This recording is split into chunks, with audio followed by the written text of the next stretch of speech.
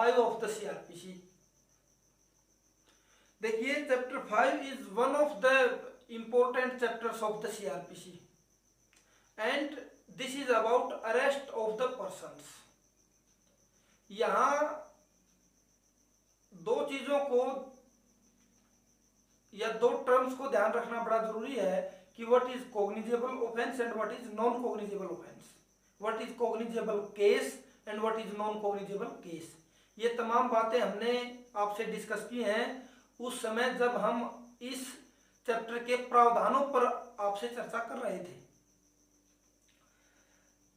अगर मैं इस चैप्टर की बात करूं तो आप समझ ही गए होंगे, क्योंकि जब भी कोई ऑफेंस होता है तो पुलिस व्यक्तियों को अरेस्ट करती है। तो अरेस्ट करते वक्त किन किन बातों को पुलिस ऑफिसर को ध्यान में रखना चाहिए, वो तमाम बातें चैप्टर 5 में लिखी गई हैं। तो इस लिहाज से ये चैप्टर बहुत इंपॉर्टेंट है। The second thing is that कि जिस व्यक्ति को गिरफ्तार किया जाता है उसके कुछ राइट्स हैं, तो वो राइट्स जिस व्यक्ति के हैं वही पुलिस ऑफिसर्स की लायबिलिटीज है। तो आपके राइट्स और पुलिस की लायबिलिटीज इंटरकनेक्टेड हैं, एक दूसरे से जुड़ी हुई है। तो अगर आपको पुलिस की लायबिलिटी जाननी है और अपने अधिकार जानने हैं तो चैप्टर 5 इज मच इंपॉर्टेंट, बहुत क्रूशियल है, बहुत महत्वपूर्ण है। और आपके अधिकारों के अलावा इसमें बहुत से सेक्शंस जो जोड़ दिए गए हैं, खासकर से Joginder Kumar versus state of UP जो एक हिस्टोरिकल केस है अरेस्ट के मामले में, उसके बाद बहुत से प्रावधान नए जोड़े गए हैं जिससे इन अधिकारों को और बूस्टअप किया गया है, इन अधिकारों को और मजबूत बनाया गया है।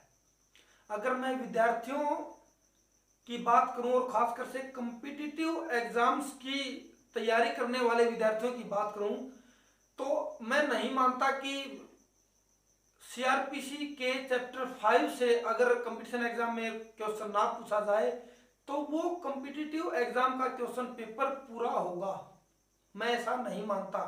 और आप कोई भी क्वेश्चन पेपर उठा के देखें तो उसमें से अगर 20 क्वेश्चन सीआरपीसी जब पूछे जा रहे हैं तो मैं ये कह सकता हूँ 6 कम से कम 2 से 3 क्वेश्चंस आपको अरेस्ट ऑफ द पर्सन से जरूर पूछे जाएंगे। तो ये कॉम्पिटिटिव एग्जाम के जो तैयारी करने वाले स्टूडेंट्स हैं उनके लिए बहुत महत्वपूर्ण है, एडवोकेट्स के लिए बहुत जरूरी है, जो बहुत जरूरी है पुलिस ऑफिशियल्स के लिए, ताकि उनके ऊपर आईपीसी में कोई मुकदमे दर्ज ना हो तो वो इन प्रावधानों को पढ़कर इस तरह की सेफ्टी रख सकते हैं। तो और if I am to talk about the mains question examination जो हम डिस्कस कर रहे हैं सीआरपीसी मेंस क्वेश्चन की जो हमारी सीरीज है उसमें, तो वहां भी आप देखेंगे कि बहुत से क्वेश्चंस मेंस एग्जाम में भी यहां से पूछे गए हैं। तो इन्हीं प्रिलिमिनरी और मेंस क्वेश्चंस को अगर हम ध्यान से देखें तो इसकी क्रूशियलिटी और भी प्रूव हो जाती है, साबित हो जाती है।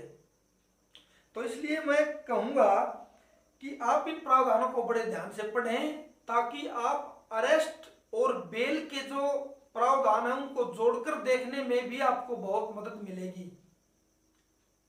कॉग्निजेबल ऑफेंस क्या है, नॉन कॉग्निजेबल ऑफेंस क्या है, बेलेबल ऑफेंस क्या है, नॉन बेलेबल ऑफेंस क्या है, ये तमाम बातें आपस में इंटरकनेक्टेड है, एक दूसरे से जुड़ी हुई है।